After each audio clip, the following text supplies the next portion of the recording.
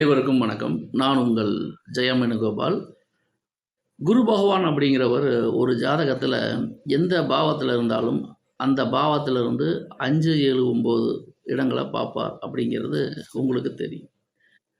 யாராவது ஒருத்தருக்கு லக்னத்தில குரு இருந்தார்னா, அது மிகப்பெரிய நன்மையான பலன்களை ஜாதகருக்கு காலம் முழுக்க தந்துக்கிட்டே இருக்கும்.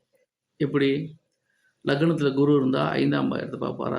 அப்ப பூர்வ புண்ணியத்த பார்க்கறனால ஜாதகருடைய பூர்வ புண்ணியம் பலம் பெறும். 5ஆம் இடம்ங்கிறது முதல் குழந்தை. அப்போ முதல் குழந்தை சம்பந்தப்பட்ட விஷயங்கள் ஜாதகருக்கு நடக்கும். 7ஆம் இடம் அப்படிங்கிறது ஜாதகருடைய வாழ்க்கை, திருமண வாழ்க்கை. அந்த திருமண வாழ்க்கை நல்லாயிருக்கும். திருமணத்துக்கு அப்புறம் 2வது குழந்தை 7ஆம் பாவம். அந்த 7ஆம் பாவத்தையும் பார்ப்பார். அதுவும் நல்லாயிருக்கும். அதுக்கப்புறம் பாக்கியம்னு சொல்லப்படுகின்ற 9ஆம் இடத்தை பார்ப்பார். அந்த 9ஆம் இடமும் நல்லாயிருக்கும். அப்ப ஜாதகருக்கு பூர்வ புண்ணியமும், பாக்கியமும் ஒரு ஜாதகத்தில் பலம் பெற்று வலிமையாக இருக்கும் பொழுது, எந்த தசாபுத்தி மோசமாக இருந்தாலும் ஜாதகரை பெரிதளவு பாதிக்காது. குறிப்பா லக்னாதிபதியாக லக்னமே அதாவது லக்னாதிபதியாக குருவே வந்தார்ன்னு வச்சுக்கங்க.